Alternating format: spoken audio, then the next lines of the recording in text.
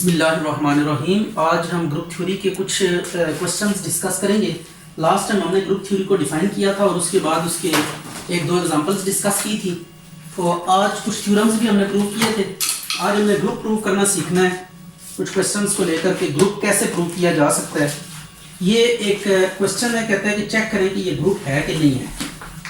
ये question number 4 exercise है 2.1 mathematical methods.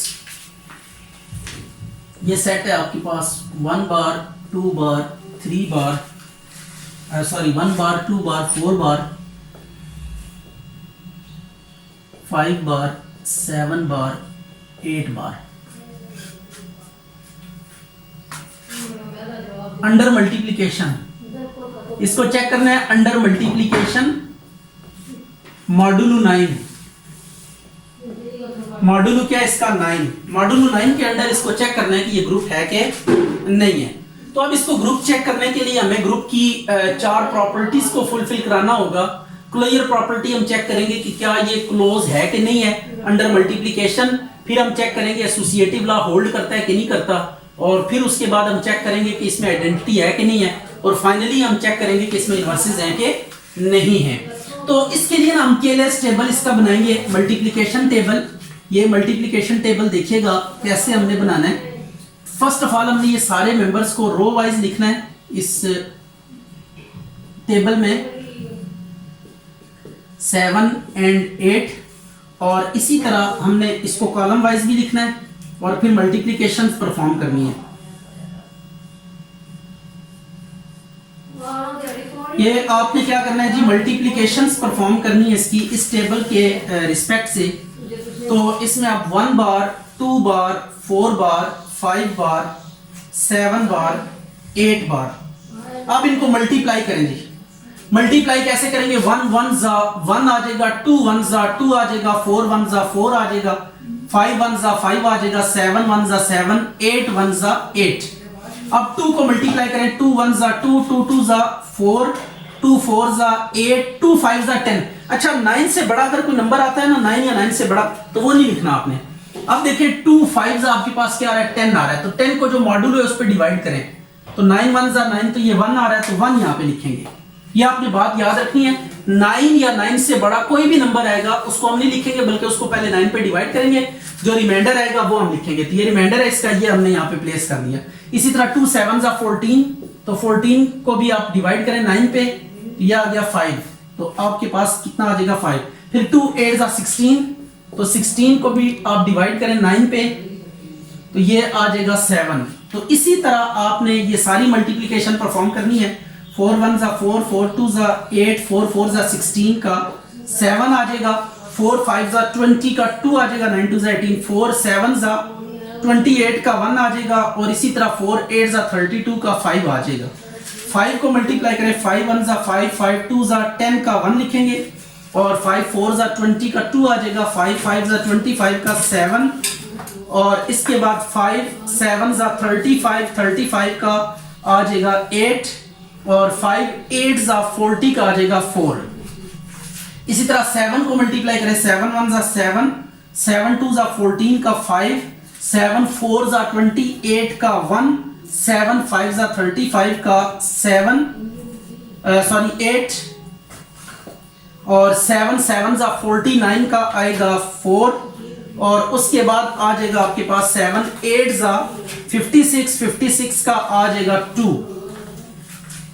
उसके बाद 8 को मल्टीप्लाई करें, 8 1 जा 8, 8 2 जा 16 का 7 आ जाएगा, 8 4 जा 20 का 2, 8 4 जा 32 का कितना आएगा 5, और 8 5 जा 40 का आ जाएगा 4, 8 7 जा 35 का आपके पास आ जाएगा, 8 7 जा 35 का 8 7 जा 35 का आप लिखेंगे 8, और उसके 8 7 जा 56 का 2 आ जाएगा, 8 8 जा 64 का 1 आ जाएगा। तो ये आपके पास आ गया 1, ये 1 आ गया 1। अब इसके बाद नेक्स्ट हमने कैसे करना है, अब ये टेबल हम कंप्लीट कर चुके हैं। अब सबसे पहले हम इसको डिटरमिन करेंगे क्लियर प्रॉपर्टी को।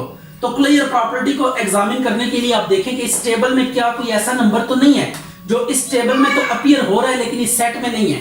तो आप देखिए कोई ऐसा नंबर आपको नजर नहीं आ रहा जो इस टेबल में हो और इस सेट में ना हो, यानी इस टेबल में जितने भी नंबर्स आ रहे हैं वो इसी सेट के होने चाहिए, सेट के बाहर का कोई नंबर नहीं होना चाहिए। तो सबसे पहले हम डिस्कस करेंगे क्लोजर प्रॉपर्टी। तो क्लोजर प्रॉपर्टी आपके पास, क्लोजर प्रॉपर्टी, तो as for any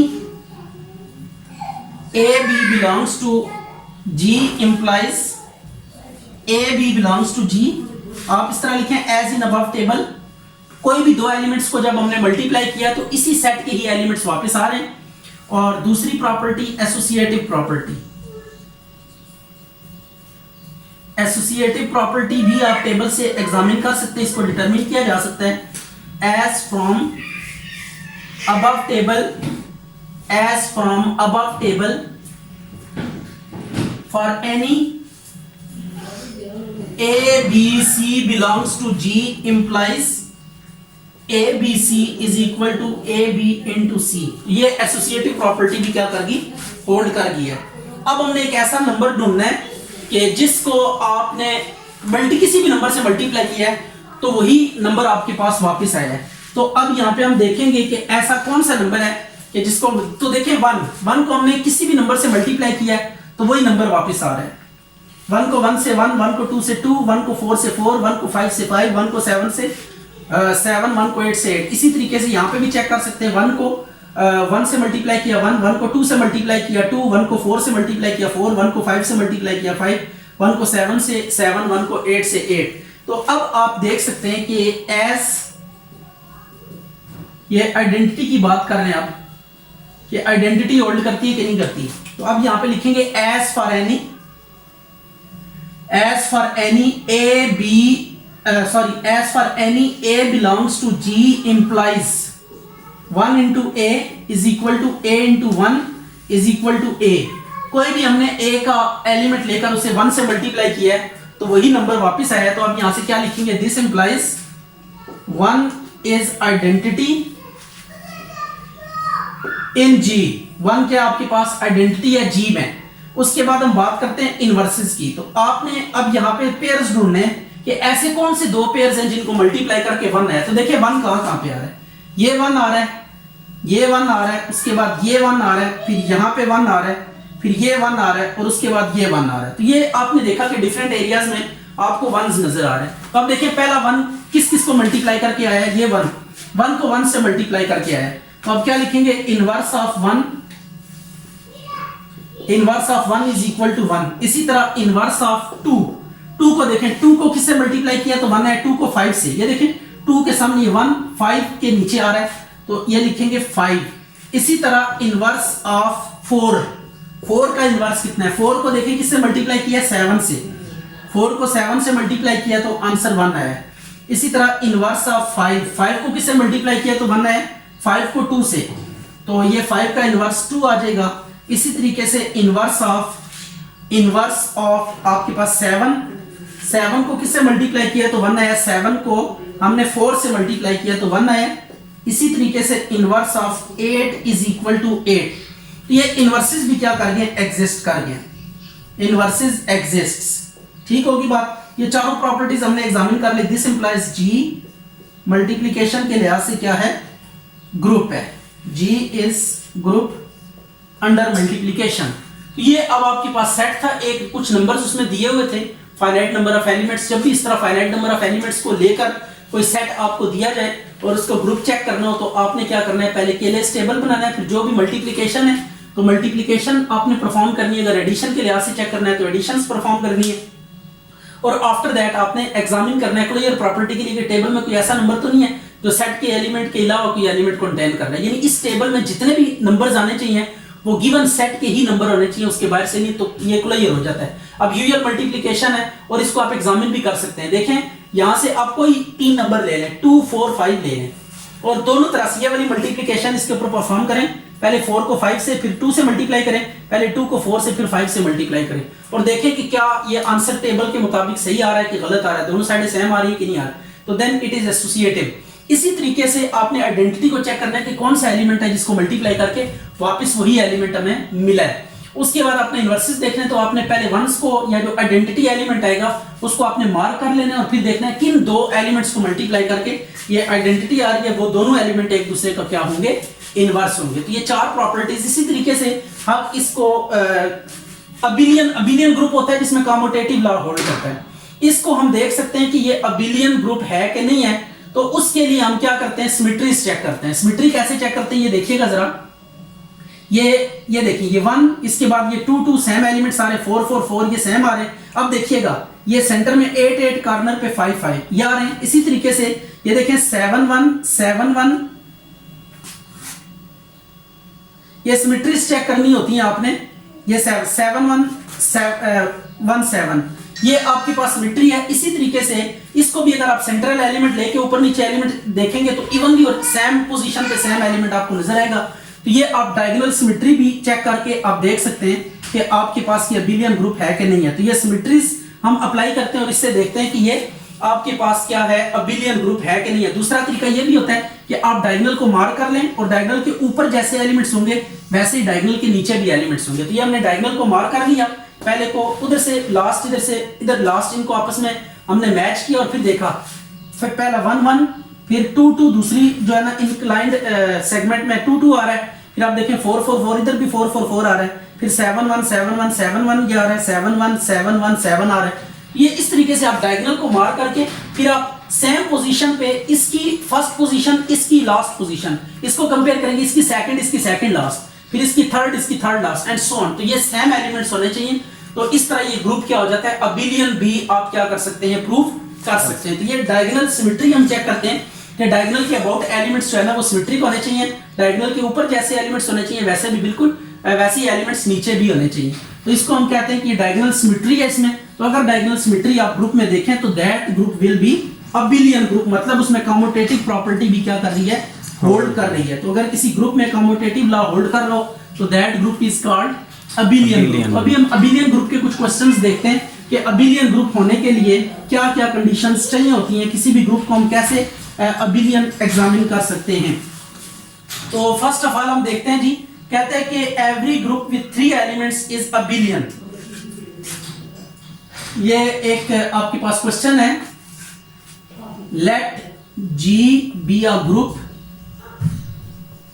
such that, G में ना सिर्फ 3 एलिमेंट्स हैं, एक आइडेंटिटी एलिमेंट है, एक ए है और एक बी है, सिर्फ 3 एलिमेंट्स हैं ग्रुप के अंदर। अब हमने प्रूफ क्या करना है, to prove G is abelian, इसको हमने अबिलियन प्रूव करना है। अब अबिलियन प्रूव करने के लिए आपको क्या करना पड़ेगा, कम्यूटेटिव प्रॉपर्टी को सेटिस्फाई कराना पड़ेगा।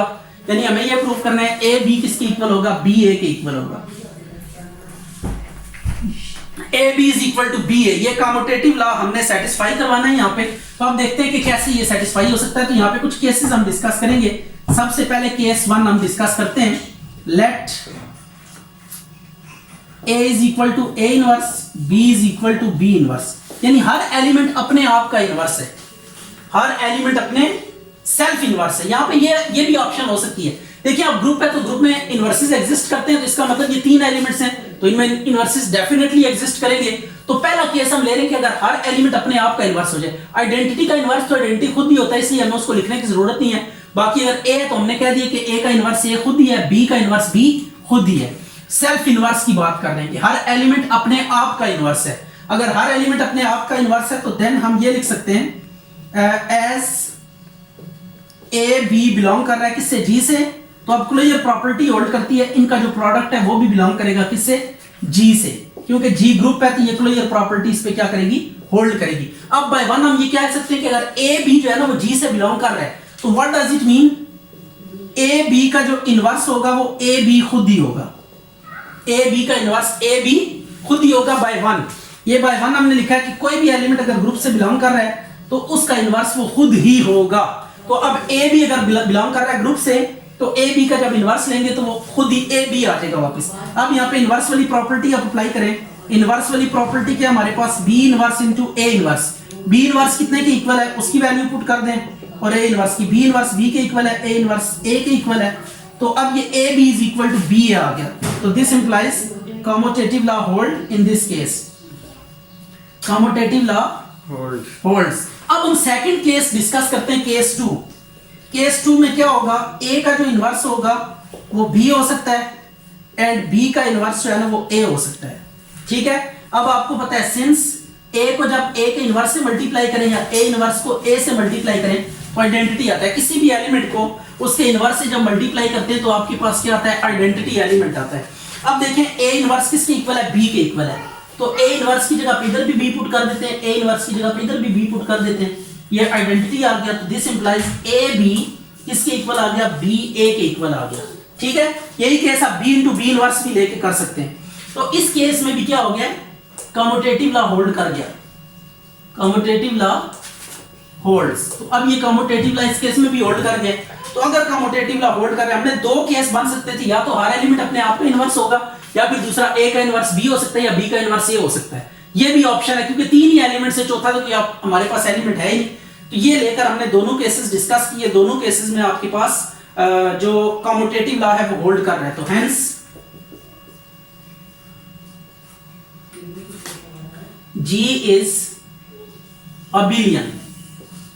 G के आपके पास अबिलियन ग्रुप है, क्योंकि अबिलियन क्यों है, कम्यूटेटिव लॉ होल्ड करता है और हर पॉसिबल केस जो बन सकता था वो बना के हमने कम्यूटेटिविटी को प्रूव कर दिया। तो अब इसके बाद हमने नेक्स्ट एक थ्योरम है उसमें प्रूव करना है कि वो क्या कहते हैं, उसमें भी हमने अबिलियन ही प्रूव करना है। तो अब अबिलियन प्रूव करने के लिए हम कैसे प्रूव करेंगे इसको देख लेते हैं।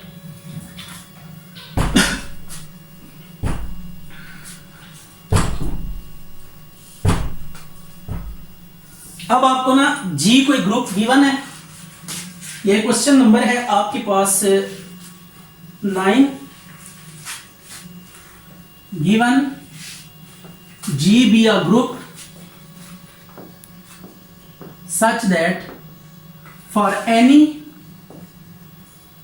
x belongs to G implies x into x is equal to E। ये आपको गिवन है। अब प्रूफ क्या करना है, to prove G is abelian, G को हमने अबिलियन प्रूव करना है, मतलब कम्यूटेटिव लॉ होल्ड करवाना है। अब देखिए सिंस x इंटू एक्स किसके इक्वल है, E के, x इनवर्स से मल्टीप्लाई कर दे दोनों तरफ, तो ये x इनवर्स इंटू एक्स कितना आ जाएगा, identity into x is equal to x inverse. तो x इज इक्वल टू क्या आ गया, x इनवर्स आ गया, इसको 1 का नाम दें। अब देखिए यहां से एक बात समझ में आ रही है कि अगर ये प्रॉपर्टी सेटिस्फाई करेगा ये, तो इसमें ना हर एलिमेंट अपने आप का इनवर्स होगा। So for A B belongs to G implies, क्या बात समझ में आती है, ए जो होगा वो ए इनवर्स के इक्वल होगा, बी होगा बी इनवर्स के इक्वल, और ए बी इक्वल होगा ए बी इनवर्स के इक्वल। तो अब इधर इनवर्स खोल दें, जब इनवर्स खोलते हैं जगह चेंज हो जाती है, b inverse into a inverse आ जाएगा। बी इनवर्स किसके इक्वल है, बी के इक्वल है, और ए इनवर्स ए के इक्वल है यूजिंग 2। तो अब a b is equal to b आ गया, मतलब कम्यूटेटिव लॉ होल्ड कर गया, कम्यूटेटिव लॉ होल्ड्स। तो this implies G is abelian group, G के आपके पास अबिलियन ग्रुप है, G इज अबिलियन ग्रुप। तो ये अबिलियन ग्रुप प्रूव करने का हमने सेकंड केस भी डिस्कस कर लिया कि अगर हर एलिमेंट जो है ना वो अपने आप का इनवर्स है, तो इसी तरह क्वेश्चन नंबर 11 में भी वो ये कह रहा है कि हर एलिमेंट अगर अपने आप का इनवर्स है तो आप प्रूव करें कि ये अबिलियन ग्रुप होगा।